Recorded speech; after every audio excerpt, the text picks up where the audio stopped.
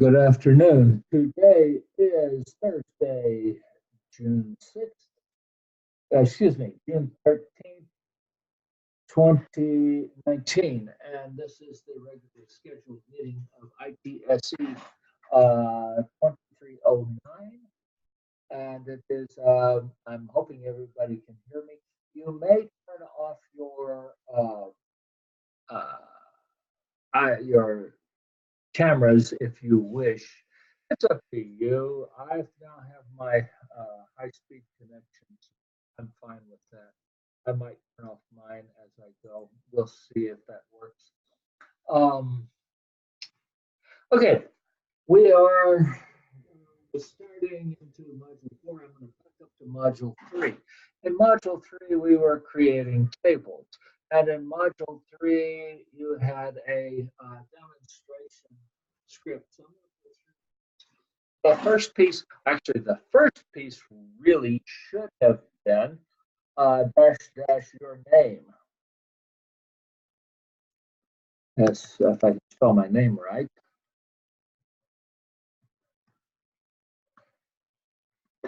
And so that's a comment, and that's just the first piece of it. You can put the date, and you can put which one it is. The other thing is that the next one should be, the first executable one should be used and the database. In this one, it is ScratchDB. ScratchDB is our practice database. You can do anything you want to in this database. If you create something, you create it. If you drop it, you drop it. It's not a big deal.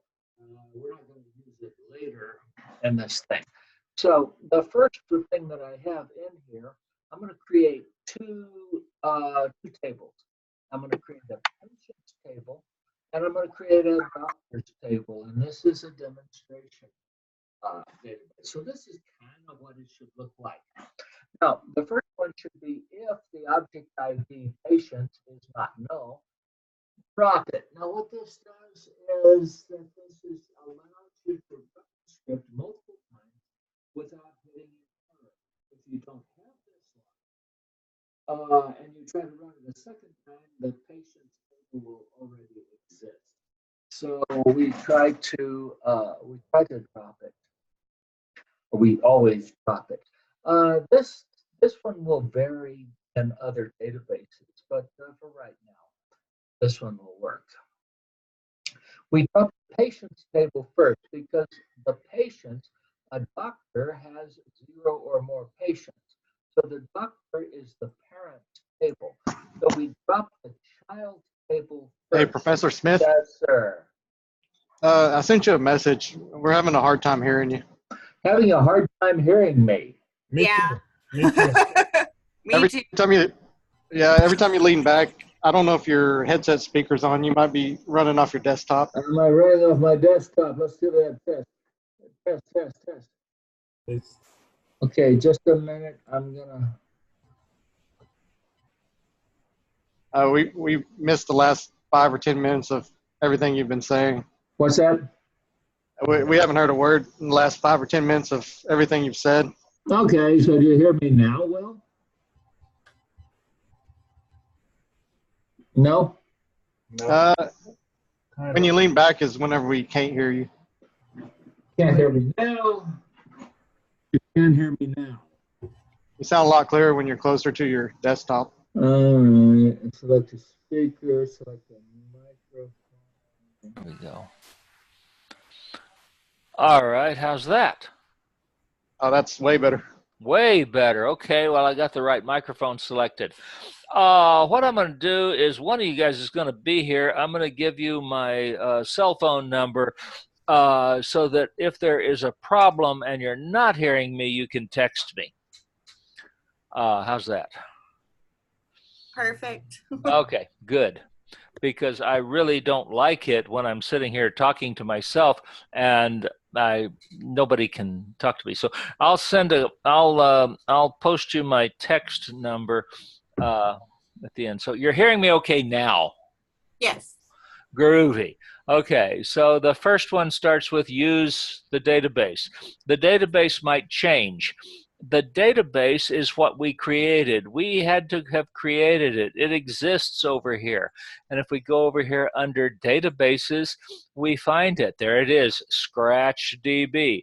We have another one that we're going to be using fairly heavily, AP, Accounts Payable DB. We're not using it yet. Right now it's ScratchDB. Okay, so keep those guys together. First thing we're going to do is if patience exists, if the object ID patience is not null, drop it, get rid of it, okay? This is typically how you create a table, because I don't want to fool with this. If the table already exists, it's going to block me. In my opinion, you should be able to create it. It should create it. Some of them have a create or modify. SQL Server does not. So if it does not exist, if it's not null, meaning if it exists, drop it. We drop the patience first because the patience is the child. The child table gets dropped first. You got to kill the children, then you kill the parents. Then we drop the parents table. If the doctors, remember the doctor has 0 or more patients. So the doctor has the patients. Patients don't have doctors. Well, patients do have doctors, but the doctor has 0 or more patients. So the doctor is the parent, the many side. Then the doctor table has to be created first. I can close this one down. Created first because it's the parent. So we create the table. If I created the patient first, it would be, I would have an invalid foreign key. So I create the doctors. The doctor has a social security number, a name, a street, a city, a state, a phone. And I told you to get some reasonable values. For example, if you have a 16-character name, groovy. If you have a 24-character name, that's good. 32-character, that's good. If you have a 256-character name, I'm going to say that's too many. 4-character name is too short. My own way, when I create a database, I tend to use char. What is the difference between char and varchar? Char always takes, in this case the phone, always takes 7 characters. If you take 7 characters and you don't use 7 characters, it will pad them out with spaces. If you take 16 characters, did someone to speak? I'm going to go ahead and mute. Okay, well, mute. You can unmute if it works. So if you say varchar 54 and it doesn't take that, then it only uses 16. It only uses whatever you use. Now there is a cost. There's a cost to everything. If you make it varchar, then there is a cost because it has to keep it growing and shrinking. So this hurts you in performance. Char is better if you're pretty sure you're always going to use 7 or something like 7. If you're going to use mostly, I don't know, between 6 and 9, just use char 9. So I would never fool with like a varchar 16. I would just use a char 16 because I'm going to spend so much trouble messing with that 1 or 2 characters that I'm going to get there that it's not worth it. I'm only going to use varchar when I have something like, you know, several hundred characters and I don't know how many I'm going to use. If it's fairly small, use char. But for right now, we use varchar. There is another one. There is what we call the nchar, and there is also nvarchar. Now, this is because we have char is an ASCII code. ASCII code is an 8-bit code. 8-bit code meaning it means ASCII, American, ASC, American Standard Code for Information Interchange. It came as a big shock to us, a big shock. that there were other languages besides English out there. Can you imagine such a thing? And these had different alphabets, but the American Standard Code for Information Interchange only had eight bits. In 8 bits, I can have 2 to the 8th power different characters, and that means that I can have 256 different characters. Well, that's great if we're in English. That means that I can do A through Z, and I can have everything else, and it's not a problem. The problem came when the people from China wanted their alphabets encoded. The people from Korea wanted their alphabets encoded. The people from Vietnam wanted their alphabets encoded. And Mexico has some different characters. Russia has different characters. You know, and we're sitting here going, well, why would anybody want to speak anything but English? Well, anyway, so it comes in varchar. These are the ones that are typically used in varchar, in char. Now, in char and in varchar uses a 16-bit encoding. This gives us 2 to the 16th different characters. That's something like 64,000 different characters that we can represent.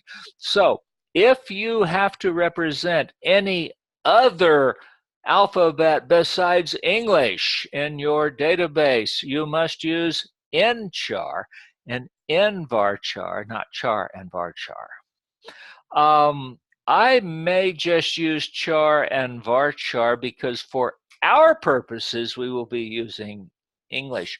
But if you needed to implement a different alphabet, we're not going to be doing that. But if you did, it would have to be in char and in varchar. So we have 4 different kinds of characters. We have a character array that is simply 7 characters. We have a character array that is a maximum of however many characters, 24, but it can vary. We have a character array that is maximum of 24 characters and can include other languages besides English, and similarly the same thing for char. That would be in char. Questions? Very well. Where do we, I'm sorry, where do we find the file you're working with? It's in let's see,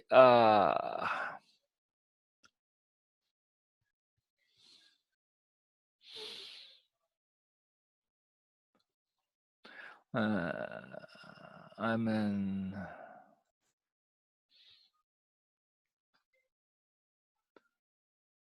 and I have a little bit of problems. Let's see. Here it is. Create table. Guided practice here. Create table. Guided practice and module 3 create. So when you have finished, compare your solution to mine. And this downloads the solution. I'll attach it to an announcement at the end of class, and so that you have exactly, even although I've modified it a little bit. Is that okay, Heather? Yes, thank you. Sure, I'll attach it to it's available here, but I'll attach it to an announcement to everybody. Now, before I say create, I'm going to do Control R and open up my screen. Before I say create, so I'm going to create a table right here, creating the table, and I'm going to say go. Now, go, you only have to do go before a create and after. Okay, so. But if you did it someplace else, it wouldn't hurt anything. Go is kind of like, okay, make everything happen. start a new script. So if we were doing selecting and data from this, and you did go and you selected something, and then go and you did something else, wouldn't hurt anything. But there's no reason to. You do go before a create and after a create, even though I didn't do it. You do as I say, not as I do. Okay, so I'm creating the table doctors. Doctors creates chars and varchars. And we also have numbers. We also have integers. We also have numbers with decimals in them. We also have dates. Char is the most common one, so we'll just we'll probably use that one mostly. I'll throw in some numbers here in a little bit. Right now I don't need them, so just to show creating a table, we'll just create the table with character fields. Basically, you create it's a character if I'm never going to add, subtract, multiply, and divide it. Am I ever going to add, subtract, multiply, and divide my phone number? Everybody says no. Okay. Notice that we have create, open parentheses, field name, type, field name, type, field name, type, ending with commas. Okay. Now, could you put them all in a row? Yeah, you could put them all on the same line. It would work just fine. Could you put them all on individual lines? Yeah, it'd work just fine. Could you have a bunch of space in between them? Yeah, it'd work just fine in SQL Server. I wouldn't be very happy. So, you know, that would work just fine. There's no particular, well, I just lost my comma, but, well, if I can get the comma, so the comma separates them. Now, I like this format. If you skip a line here, not a big deal whether you do or don't. I like this format where you say start with create the table, open your parentheses, and everything inside of that is tabbed over one line. I like that. You might have a different opinion. And yours might be different, and it's okay if it is. It's okay. It really is. So notice how I've tabbed them over. Don't worry a whole lot about getting them all lined up, because if you change your font, well, all that stuff might change.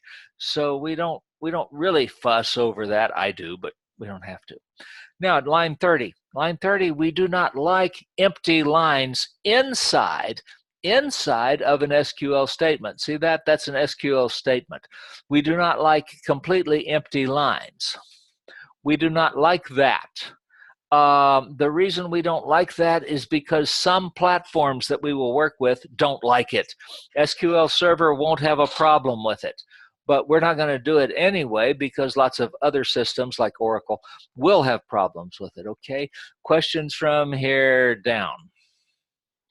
SSN, name, street, city, state, phone. Okay.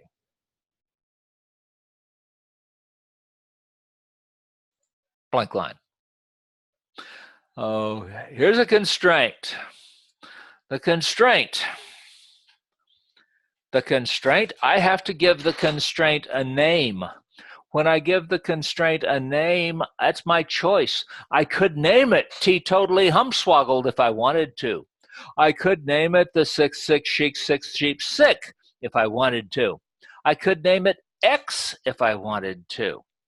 The thing about a constraint, it has to be unique within the database, meaning within ScratchDB. So I can't have another constraint on any other table named doctors PK. I would get an error.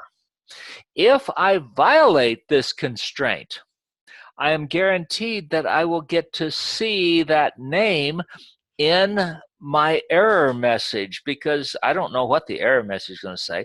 It's probably going to say something like, you're really a jerk for doing this, but I'm going to get to see that error message. So I like for this message, the name of this message, to give me information. I like for it to have the name of the table in it, the name of the table, and something that tells me what I did. Well, what's PK? PK means primary key. If I violate the primary key, well, how could I violate the primary key? What happens to be about the primary key? The primary key, what? Who's listening? Cannot be null, and must be unique. Within your character range, right? Within my character range, well, yeah, you mean with respect to char or in char? Yes. Yeah. Yeah, it has to be unique. Unique would, whichever type it was, it would be unique within that. Yes, indeed. So it cannot be null. You have to have one, and two, you can't have duplicates. So it's primary key. That's what I'm saying. Primary key is the DSSN. Now you're going to see some people will do it like this. Yeah. I heard somebody speaking. Okay. This will happen. I need to take that out. Okay. DSSN char 9 space primary key, comma. I personally think that is sloppy. Will I do it from time to time? Yes. It is sloppy. Okay. The reason it is sloppy is because if you violate it, you will not get to see the name of the constraint. It has no name. It's an anonymous constraint. I prefer to name the constraint like this, and then if I violate it, I will see doctor's PK. I violated that constraint, so I can go back to my documentation here and see what did I do wrong. Questions? I heard somebody speaking a minute ago. Who was that?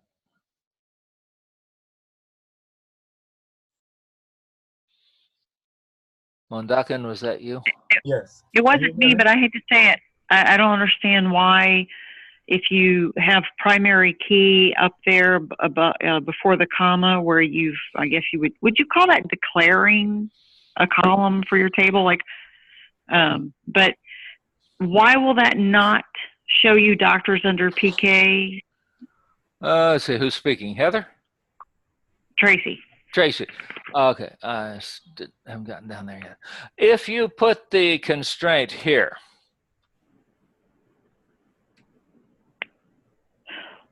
Oh, you mean instead of listing the constraint at the bottom? yes.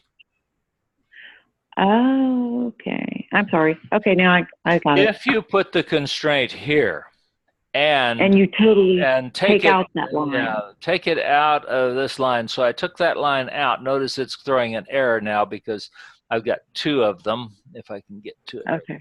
And so I take him out. By the way, don't pay too much attention to that squiggly line. Sometimes that will twitch out. I don't know why.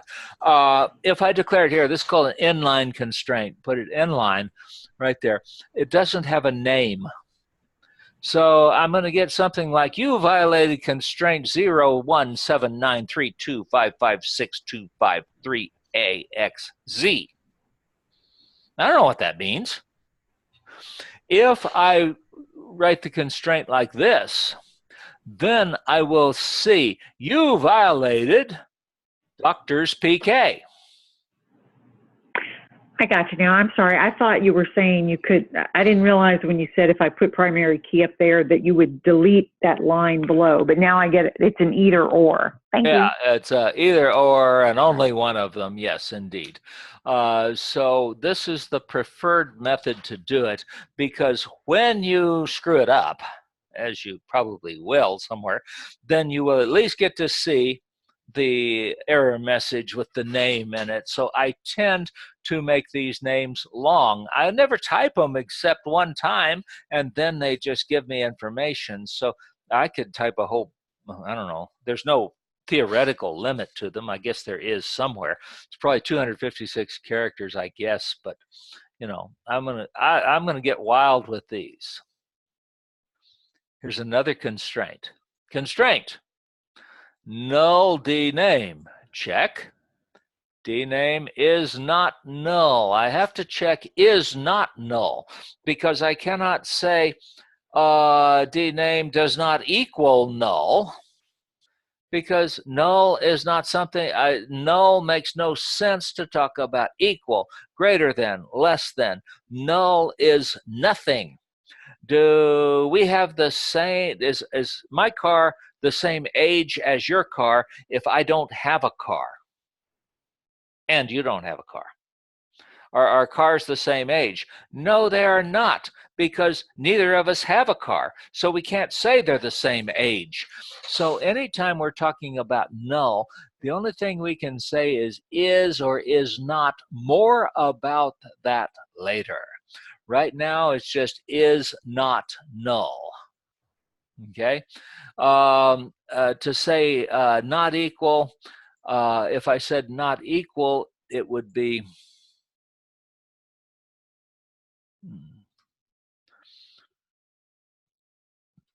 that is not equal to, and that is always going to be true.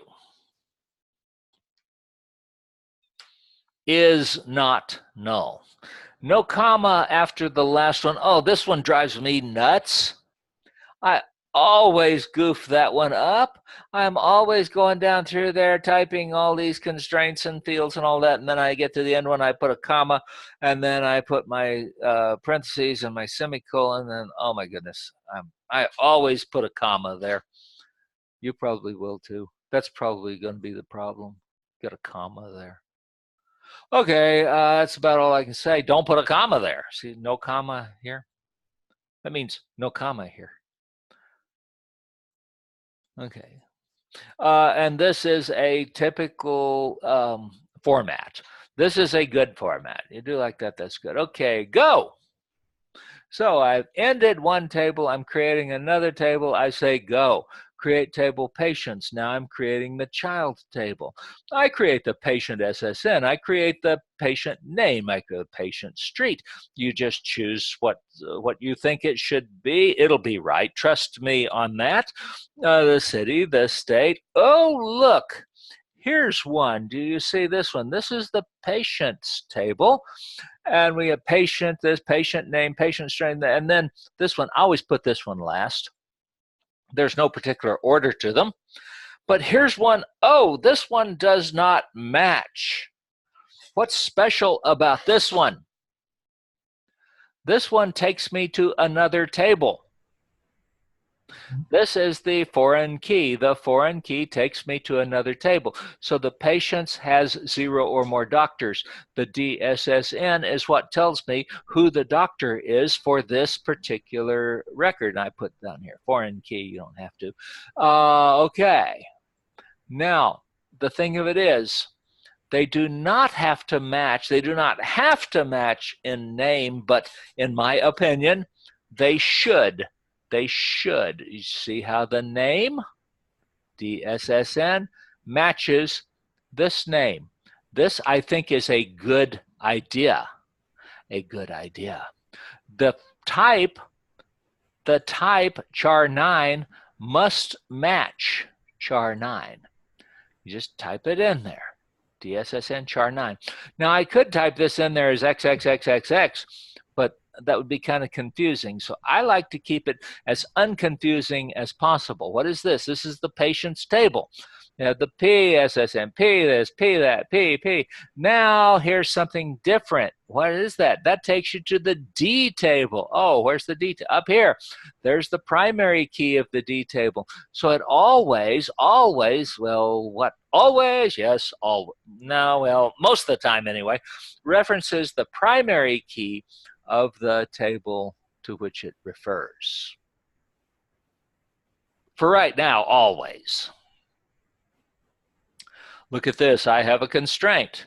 Patients PK, primary key, PSSN, same as it was up there. Okay, now here's where it gets a little weird. Constraint.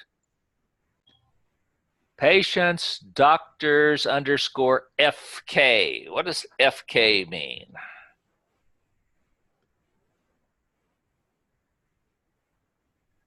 Foreign key. Foreign key. Thank you. The foreign key is DSSN. Now that means this one right here, the one closest. References doctor's DSSN. Okay, listen up. The doctor's DSSN must exist at this time. The doctor's DSSN must be the same type as this key that I'm creating. I'm saying that if you have one, now when I put data into this table, this field, well, I'll get there in a minute. What I'm saying is if you have a parent, did I say you had to have a parent? No, you might be an orphan. We'll come to the more about that here today in just a second. If you have a parent, you have a doctor, then that doctor DSSN must appear in this table. No exceptions.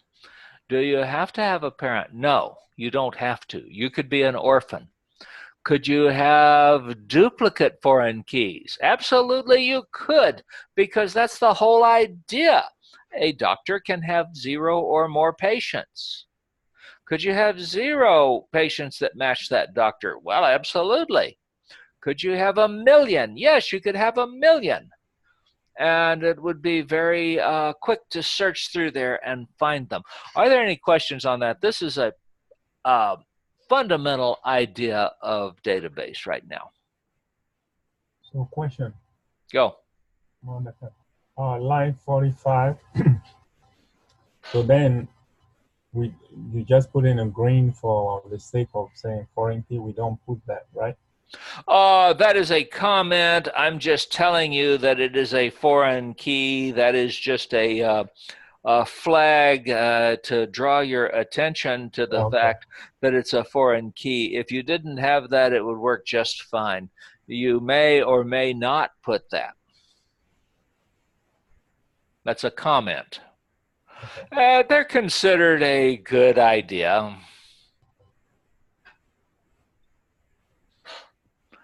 Okay. Constraint. The doctor's DSSN must exist. It must be the same type. These two must be the same type. They do not have to be the same name, but I think it is a very good idea to make them the same name. And here we go. Questions. That is the review from last time. Time is it? 35 minutes. That's not bad. Okay, now I'm about to do something else. Question? Go. So I've seen relational databases where when you say you don't have to have a parent. So are you telling me that it's okay to have a table where a single tuple doesn't have a parent, or do you typically design them where you can't? I imagine in this case you would have to potentially have a patient who hasn't got a doctor assigned yet, and you'd still allow the tuple to be created. Right. But that's kind of a dead end in your database. It won't access anything else. Okay, you're using the term tuple, and I haven't brought that up yet, but a tuple is essentially a row in the database. I don't like the word row. That implies that it's a row. It really isn't a row. And so a table, we talk about it having these n tuples in it. So a tuple is a row in the database table, what I'm going to treat it as right now. And the question is if I have a patient. Here's a patient. So I have a patient. The patient's SSN is 1234. His name is Bob. He lives on street 123 4th Street in Denton, Texas, and his foreign key. Who is his doctor? Well, his doctor he doesn't have one. Can his doctor be null? Right. That's kind of I'm saying. Can in the same table, like what syntax decides if you're allowed? Because I've also seen tables where you couldn't add and let's call it an entry. I guess it's better than a row or tuple. Okay. You couldn't add that entry unless you had the parent, unless you did definitely, it was mandatory, that field, that foreign key. Okay. So what syntax tells you whether or not the foreign keys mandatory or optional, let's say, or can be null? Okay. Did everybody hear that question?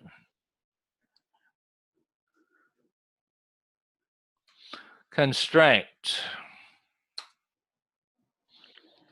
No. Orphans. Check.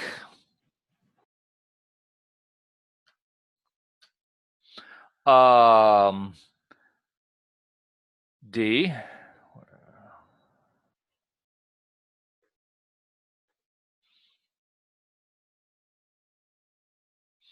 Let's see. What? Oh, this one right here. DSSN.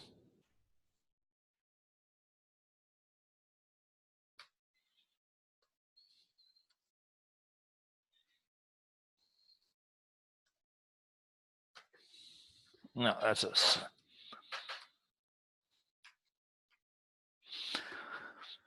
Line 48.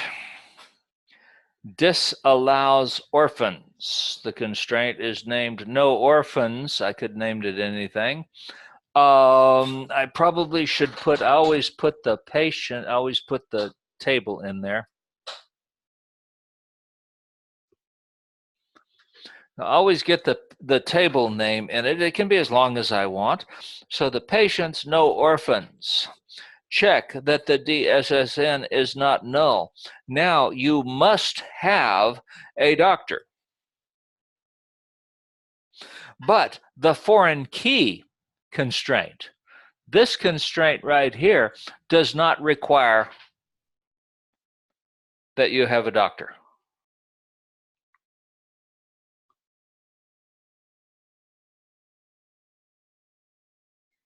Others.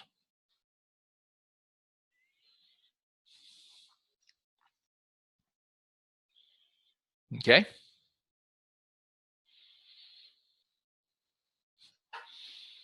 Anybody there?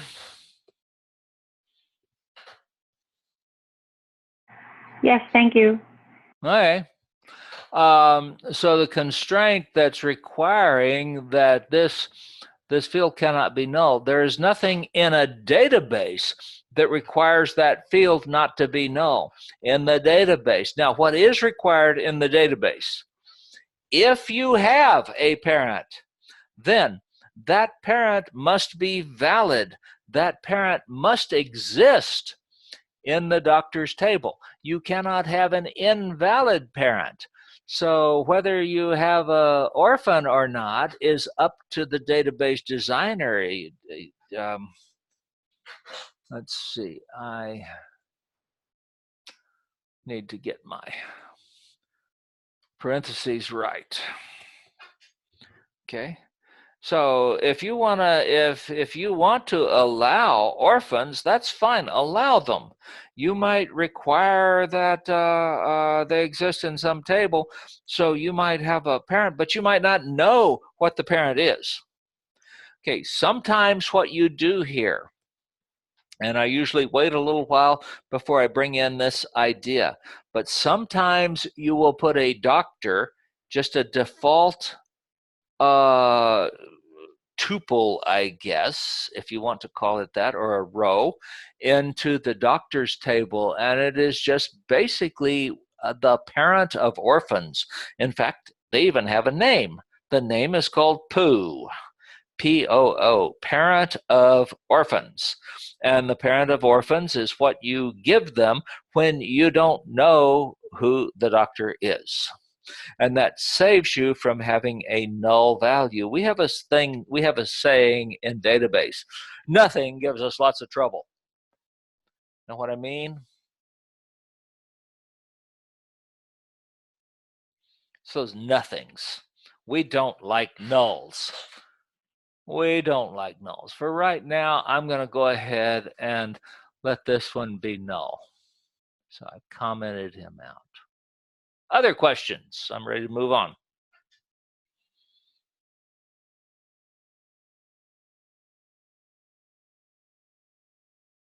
Anybody need a break? Vámonos. Insert. This one usually goes pretty quickly. Inserting into tables. Let me push this down a little bit.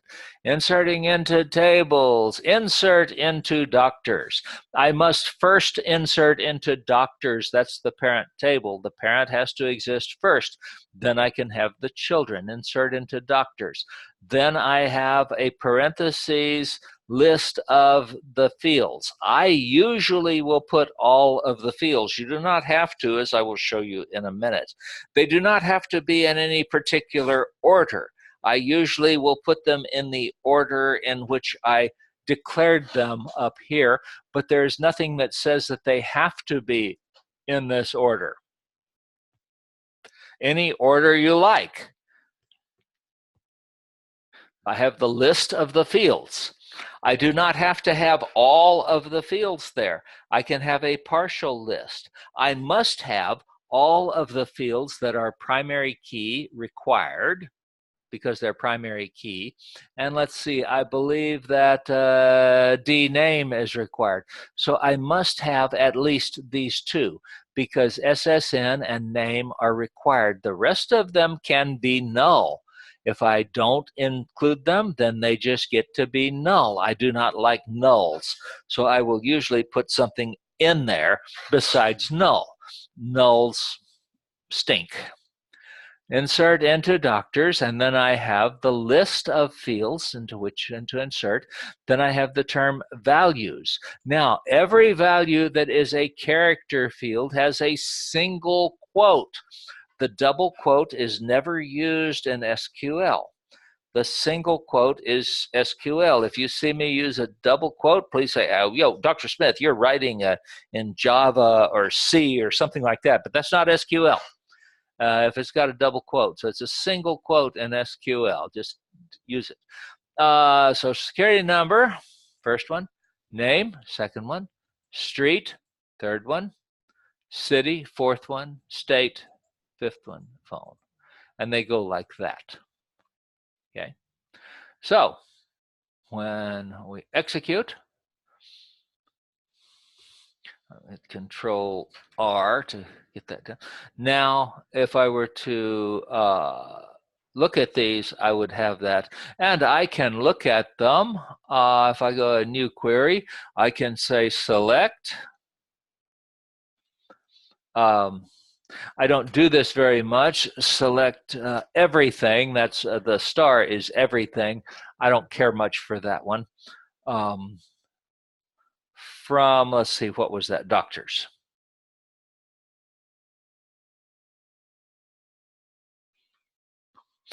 Ends in a semicolon. Okay, now once I get it there, I say execute. That'll be a little bit different from Oracle that will do it. And there it is. Let's see, what was his name? Bob, I guess it was, that we put in there. Let me go back here. Oh, Bill, excuse me, and 999. Okay, where's Bill? There's Bill, 999. He's record number 4. You're not guaranteed that they're in any order, and I may as well just go ahead and give you the 3 fundamental rules of database right now. The 3 fundamental rules of database. Got your pencil ready. Three fundamental rules. There are no duplicate rows. So these are the famous tuples. Here's a tuple, here's a tuple, here's a tuple. Well, I'm just going to call them rows if that's okay with you, because we think of them in terms of columns and rows. We talk about them in terms of columns and rows, but they really aren't. And a true database person talks about them in terms of tuples. And it's okay if you say tuple, but I probably won't, because it just it confuses people in the ITSE 2309 class.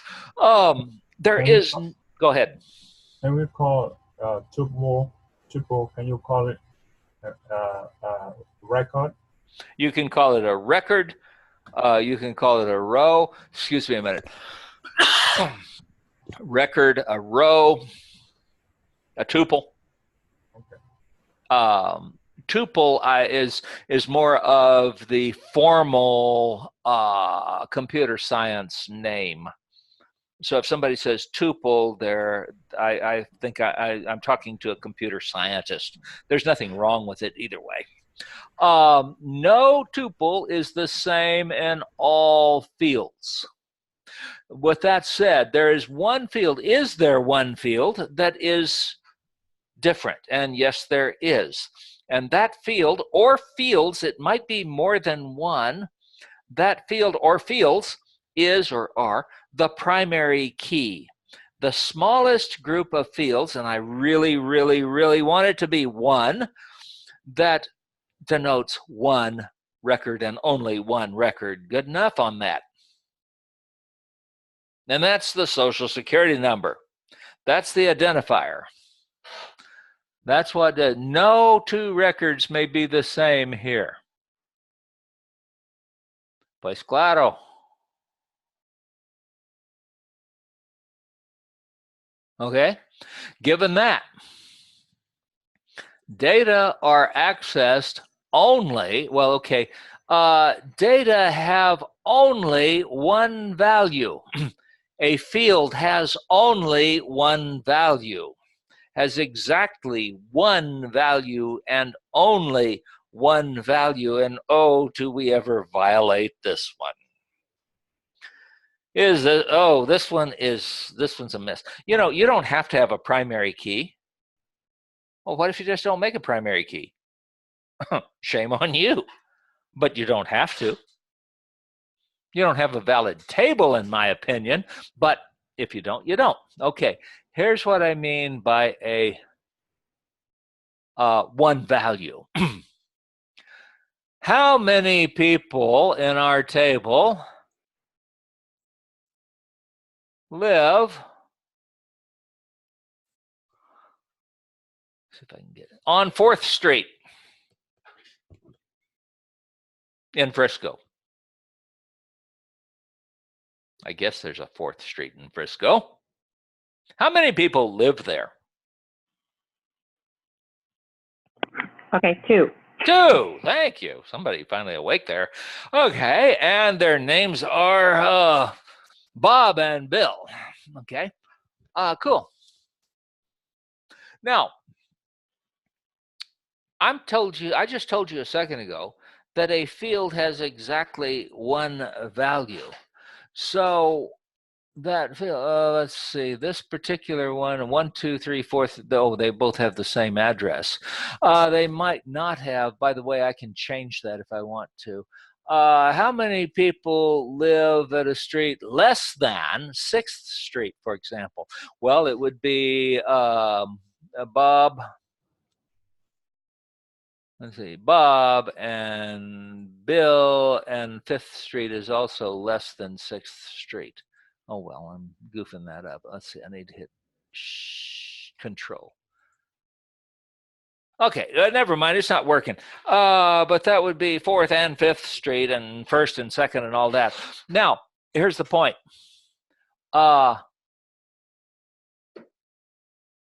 That doesn't have just one value.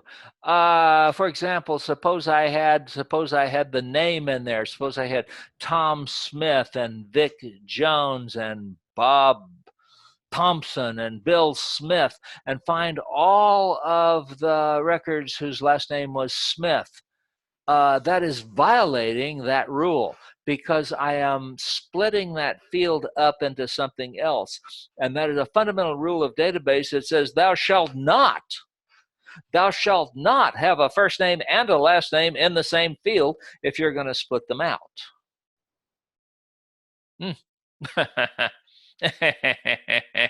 We do it all the time.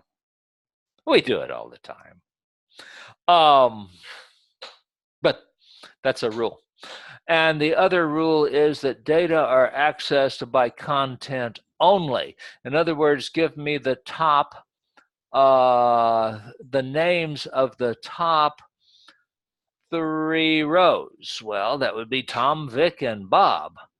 Data are accessed by content only that says you cannot do that. You cannot talk about the top 3 rows, and yet we're going to do it.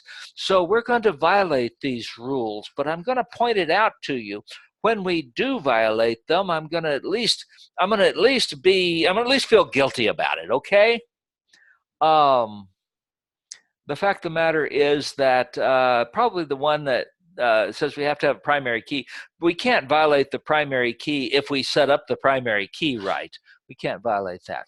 We will violate the one value only, particularly when we have, we'll have something like a telephone number, and I'll say find all the telephone numbers that live in that are in the 940 area code.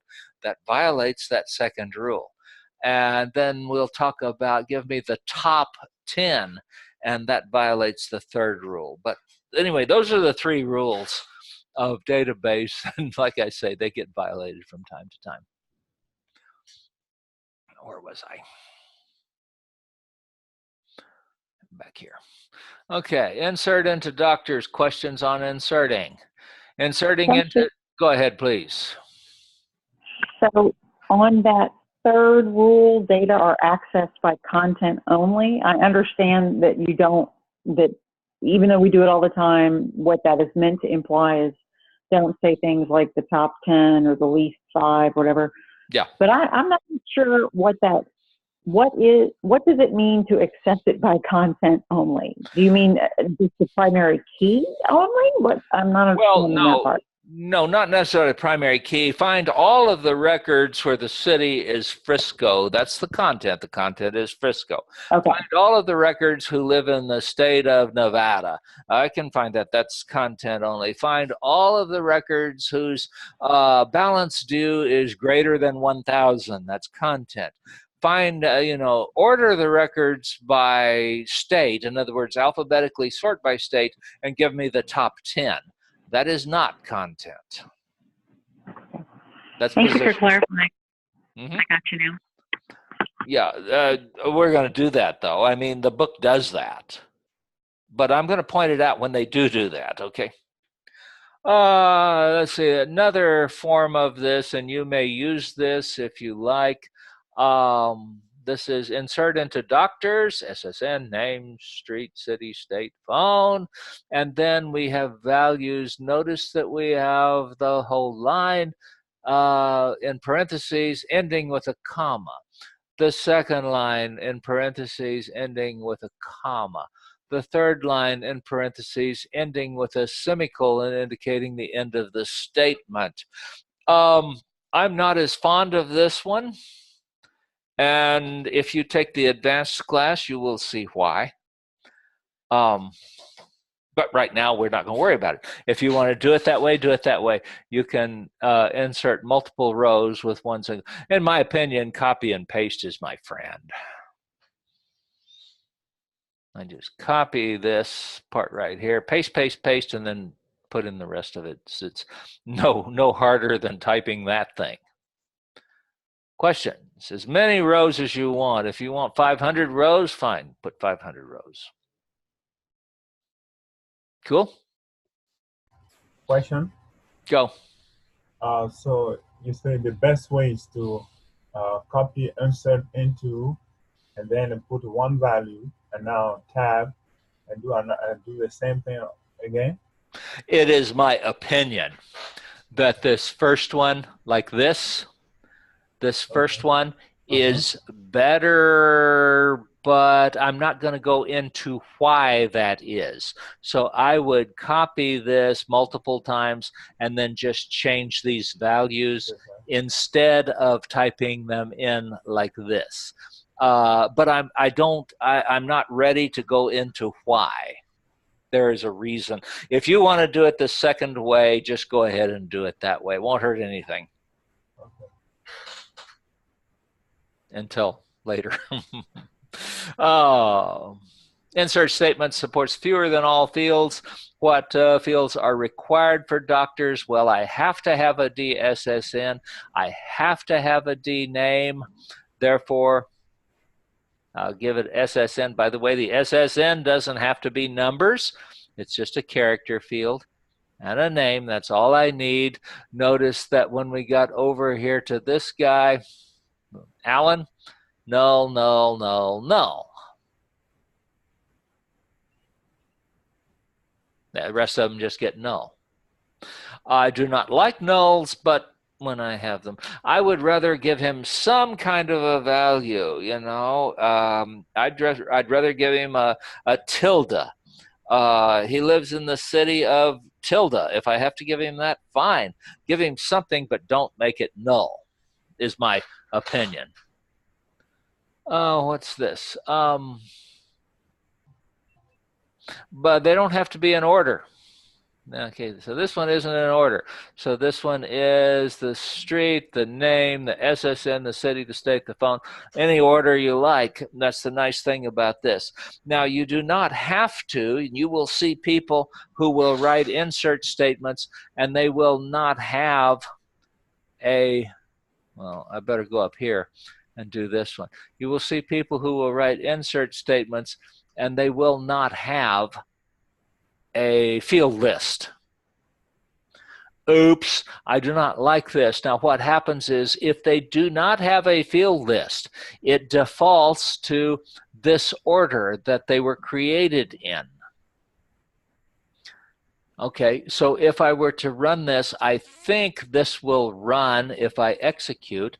I'm getting error on line 24. Oh, that's because I have some. If you have something selected, then it will try just to execute that. So I execute without something, and notice that it executed and everything was fine. But I don't have a field list on that one. What it did, it defaulted, and it took this order that they were created in. This is not a good idea to do that because that assumes that you know the order that they were created in. And what happens if you just don't have a clue? You're not the same person that wrote that. So you're somebody else. And that says that I don't have to know. I just put the field list in there and then I make my values match this field list and everything is just totally humswoggled. All right, I hear somebody go, somebody speak, go. Yeah, I was saying, okay, coming back about selecting on the query page. Yeah. Before you execute, you always want to select which part of the query you want the result from the query, right? Yeah, you're right, but we haven't done select yet, so it's just I meant to say highlight.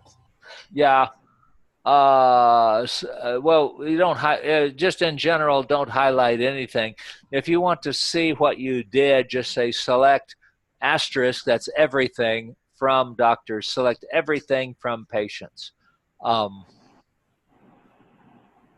And we're going to do select. They're going to call you the select kid before we're out of here. You'll get plenty of select. What else we got? Okay, we're going to insert into patients. Insert into patients the PSSN. Now, if I insert the DSSN into patients, the DSSN has to be there. So that means that if before I can insert a row into patients, DSSN has to be there. If I goof it up and I mistype it somehow, okay, I put a question mark in there, okay, and I try to run this, boom, I'm going to get for my reading pleasure what? Line 75. Oh, I'm sorry. Okay. Execute. And I get the insert statement conflicted with the foreign key constraint. Notice I see the name of the foreign key constraint, right?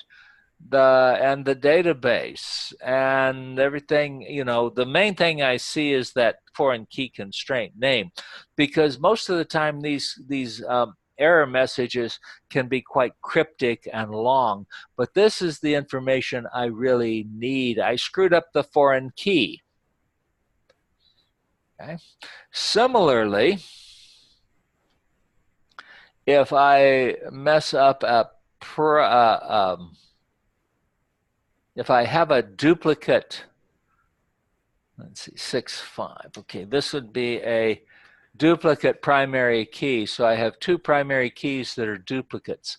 When I try to execute this, I get the primary key constraint is violated, and then I get some more nice stuff here, but you're not always guaranteed to see that, but you are guaranteed to see that.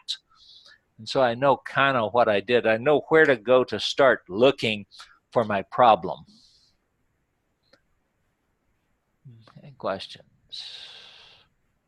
I have to insert the parent first, then I can insert the child. When I insert the child, then if I insert a record there, it must exist.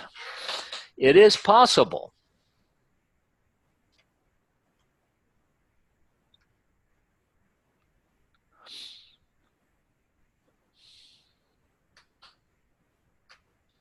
Not to have a parent.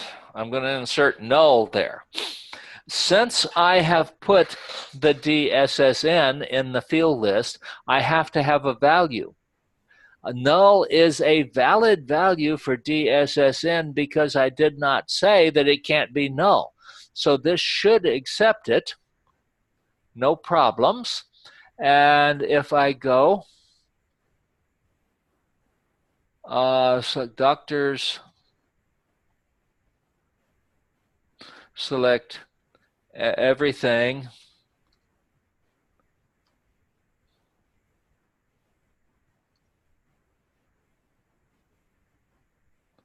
from patients,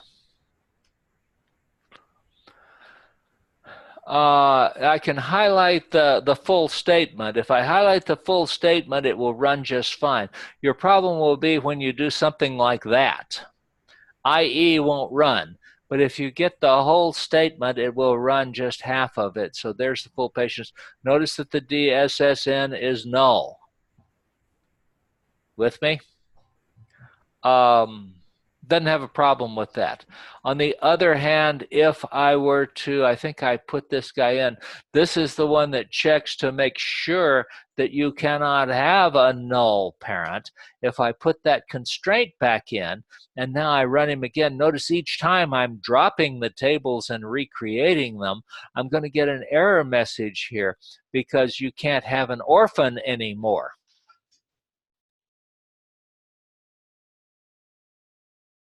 That answer your question, Tracy? It does. And so next question was, let's say that was your third entry and you had a fourth entry. Did SQL terminate just that statement or terminate the program? That's a good question. Did it terminate everything? And the answer is that it typically that is not standard for SQL. There is no answer to that question in general, what happens, okay? Now, so that's a question that goes back to SQL Server and our system. Now, when that happened, everything went until I think, well, let's find out. Let's see. So that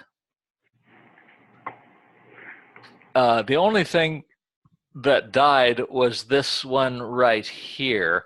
That, where was it? The only one that failed to execute was this one, but we cannot count on that. So if we were to go look at it, I think we're going to see nothing here. There's nothing that got inserted there. But if we were to look at the doctors, we're going to see everything inserted into doctors. That's a tricky question. You know, where does it, when one of these batches errors out, what happens? Does it keep running or does it quit? And that is tricky sometimes to answer. For the most part, it quits. And so, but it quits without even adding the code that preceded it, right? So I mean, no, I would expect that it did not update doctors. It did not change the field, this one, YY, to X, from XX to YY. So if I go look at the doctors table, I'm going to expect, well, it did change it to YY. I was not expecting that. The answer, I don't have a good answer for you. I wish I did. When does it keep running and when does it quit and error out? And I'm going to have to do a little bit of research on that because I know somebody's going to hit me with that question and I'm going to need to answer it. So I may as well get it answered for you and I'll get back to you on that. How about that? Thank you.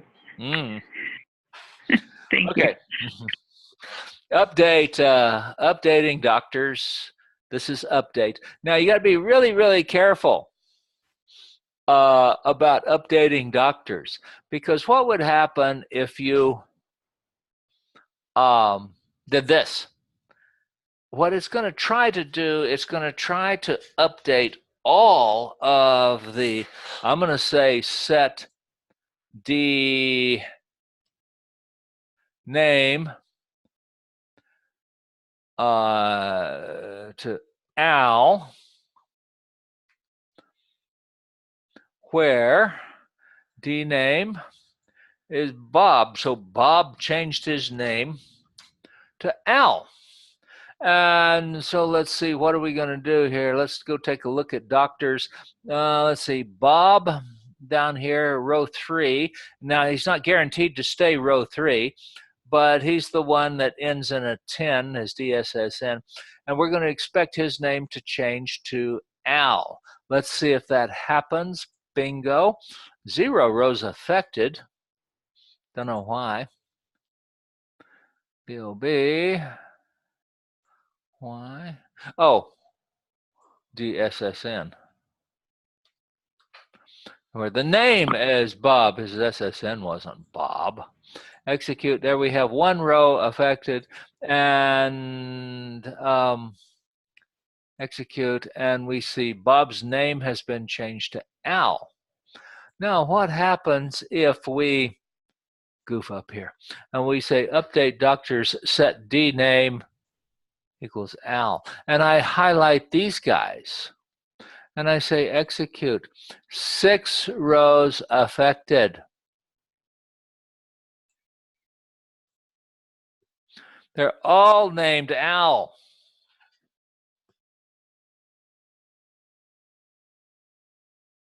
Fun, huh? I hope you had a backup. Did you have a backup? Was your table backed up? Well, the bottom line is that SQL is a very unfriendly language. If you accidentally do something like this, okay? The other one is delete. Delete from doctors.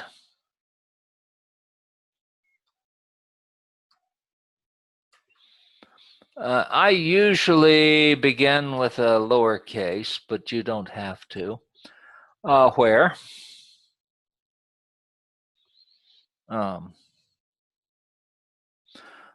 D name.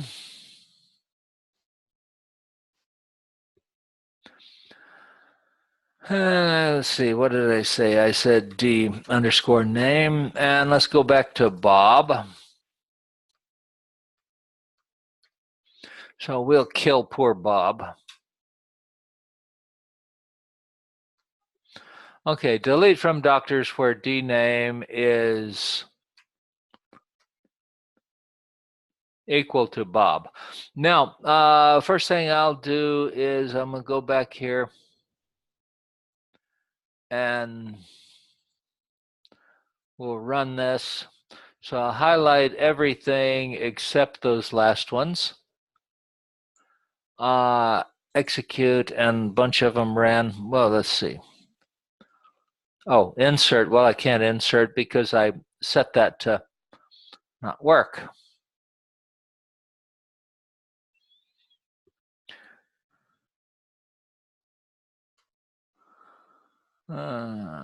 Where was that? Okay, here.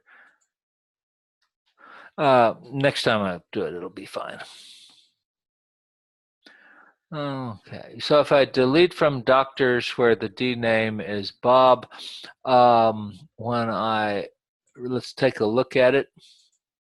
And so, execute. So there's Bob, and Bob is the one with 910. And if I delete Bob, I get one row is affected. And when I execute over here, I find that Bob is gone. Goodbye, Bob. What happens if I execute this?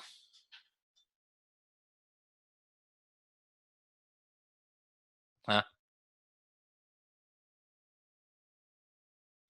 Prognostications. I don't know really what's going to happen. What I expect to happen is it's going to wipe out my table. Notice I got 5 rows affected. And if I go over here and I try to select again from doctors, I'm going to find that I don't have anybody in there.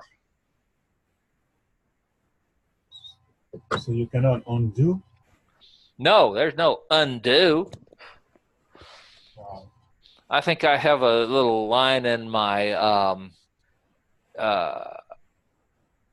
module that says that databases come with the undo capability of an M16, which is kind of macabre today, I guess. But back when I wrote that, you know,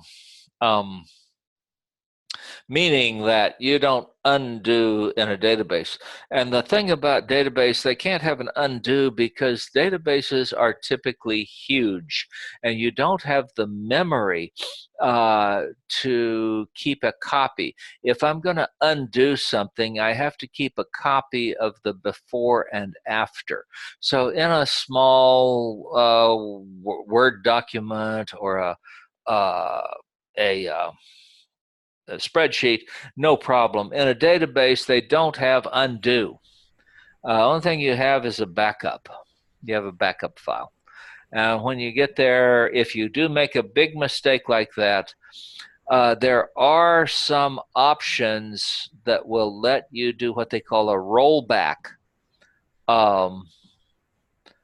But they're kind of drastic. In database, you think of a database as being under heavy use. So when you roll back, you are tying up the database. Okay, let's see. I have done insert. Now, question. Go. Talking about deleting and then you cannot recover. Does the database, the SQL prompt you? Do you really want to do this? Wow. You know, that doesn't really help a whole lot because most people will just do it and then they say yes. I mean, how many times have I done that? Are you sure? Yes. Oh no, I meant no. No, it doesn't.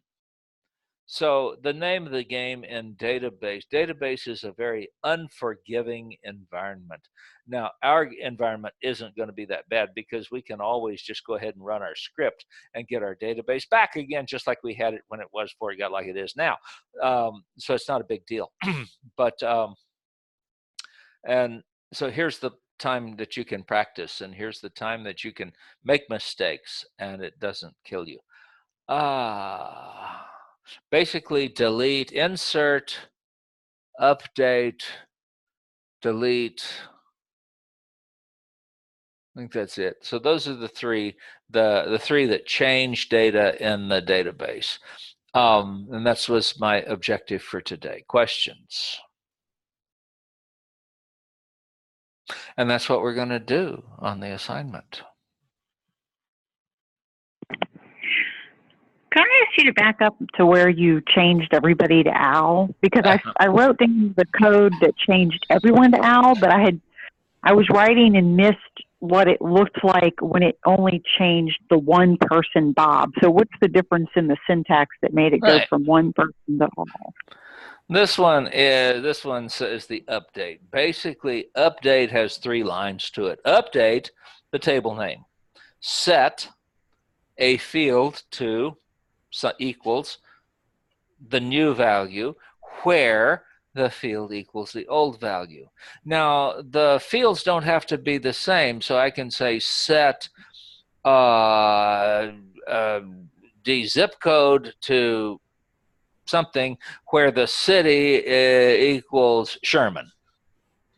Would work just fine. So I can say update doctors set everybody's zip code changes, D zip code. So I can only change certain people's zip code. So change the zip code, set D zip code equals the new one where the city is equal to Frisco. So Frisco's zip code changed, I guess. So this is the common way to do it. It doesn't have to just change one. Many could match this one. So I could say where dname is less than Bob. But this one is going to change Bob's name to Al. Execute, and I guess Bob's name is already Al here. Well, no, what I meant was when the difference in the code between changing only Bob's name and changing everyone, was it that you only highlighted those 2 lines? Okay. Yes, that's correct. Okay, that's what it was. Okay, thank you. I'm saying be kind of careful. Excuse me. Be careful about that. Are there issues with syntax where, like, let's say you put a comma between the set and the where? Are there things like that where a small character could cause the program to stop at the set and not get to your where? You know, it seems almost bad to me that SQL doesn't list the constraint of where first and the set next in the code execution. Yeah. Lots of things are going to bug you about SQL. SQL is an archaic language. SQL comes from the 1960s. And SQL is probably the oldest language that is still in common use. And SQL is in very common use. A comma, no, but if you put a semicolon after Al, it would definitely cause it to semicolon here, even though it's going to have an error there. When I execute this, I think, he says incorrect syntax. So I don't think he executed, which goes back to your earlier question of when does it execute and when doesn't it. If you highlight just the first 2 and execute that, I don't know why I'm getting 0 rows. Let me check and see what's up with this. I want to take a look at the... I think because we already deleted Bob. Yeah, so there's no Bob. Yeah, don't have anybody in there. So I need to run this script again because I've deleted everybody in there. Okay. But if I were to put I think the semicolon would cause it to delete to change everything. Yeah, you have to be really careful. Update and delete are kind of what we call the resume generators. You know, you change lots of data, and most of the time I restrict my users from doing those. I may or may not let them insert, but I would probably stop them from updating or deleting, and I can block you from that pretty easily. I'll let you select data, and that's going to be our next topic, is going to be select. Okay. Questions?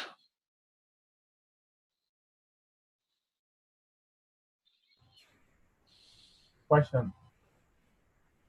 Yeah. Do you have to use the line number? How was that? Let's see that. I haven't watched the first video yet. How to do the line number? You asking me about how you turn on line numbers? Yes. Oh, that's fairly easy to do. You go, I believe I did that. These numbers right here. What you do is you go to your tools, see it? Tools, and I'm going to have to go through it. Tools, down to options. Then from tool options, you go down to text editor. Text editor. Are you writing? Yeah. Text editor. Then you hit this arrow there, drop down, and you hit the all languages and general line numbers. So you got to go through a few screens there, but they're always the same. And that should be the same in all of the versions. Goodness gracious, we're running late tonight. What I'm going to do is I'm going to end the recording and get this posted. I have to shut down the meeting. That means that you disconnect. What I'm going to do, I'm going to shut down the meeting, and that starts my video processing, so I can post it, so I can post the recording. Then I will log back in, and if there are any questions, I will be here to answer them. So we're going to bounce. I'm going to do what we call bounce it. I'm going to bounce the recording. That means you're about to get logged out. And then you can log back in, because I'm going to log back in almost immediately. And so I'm going to do that now. So I'm ending the meeting. So you're about to bounce.